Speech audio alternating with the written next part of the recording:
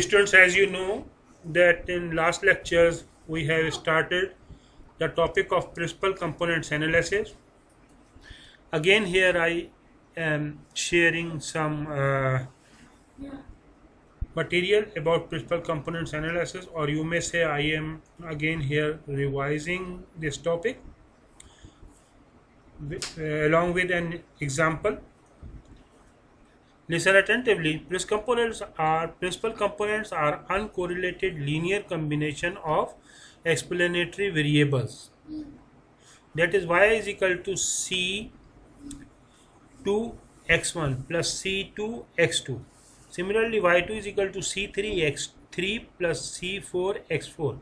Now, correlation between y1 and y2 and the variance of three linear combinations of these linear combinations are as large as possible. Principal components plays an important role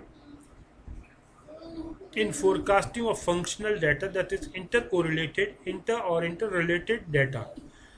First three components capture maximum variations of the dependent variable. Principal components are also known as data reduction techniques. Now here is an example. Let the covariance metric of x1 and x2 is given as sigma is equal to 5, 2, 2, again 2. It's a metric of various covariance of size 2 into 2. Obtain the principal components and find the proportion of variation explained by each of these components.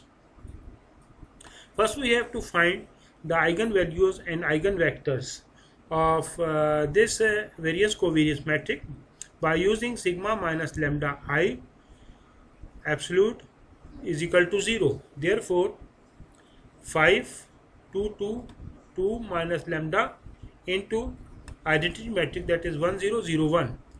After solving this equation, we have obtained the value of lambda. Lambda 1 is equal to 1 and lambda 2 is equal to 6. Therefore, eigenvalues of this variance covariance metric are 1 and 6. Now we have to find the eigenvector for each eigenvalues by using sigma bk lambda bk into bk, where sigma means variance covariance metric and b is a eigenvector for lambda is equal to 1, that is b beta 1 beta 2 beta 1 1 beta 2 1 into 1 1 because it is a value of lambda into b1 1 b2 1. After solving these equations, the solution is given here. See attentively.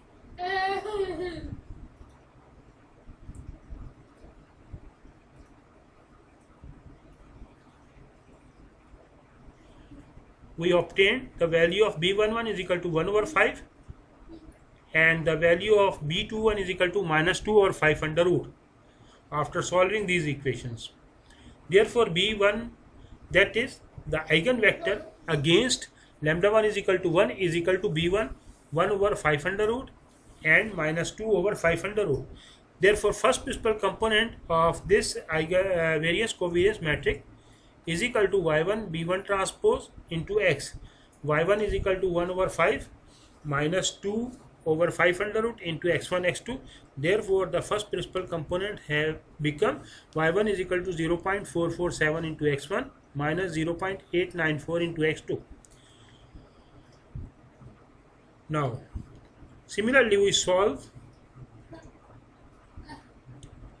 few equations to obtain eigenvector against eigenvalue 6, that is lambda 2 is equal to 6. After obtaining two equations from the product of these matrices, these are two equations. By solving these two equations, we obtain the value of b12 is equal to 0.894 and B22 is equal to 0.447.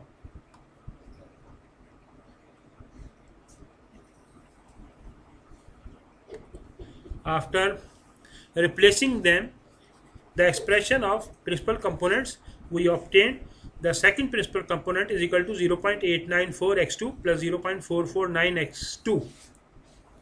Now the proportion of variation explained by these two principal components is given as the proportion of variation due to the principal components lambda 1 principal component, first principal component is equal to lambda 1 over lambda 1 plus lambda 2.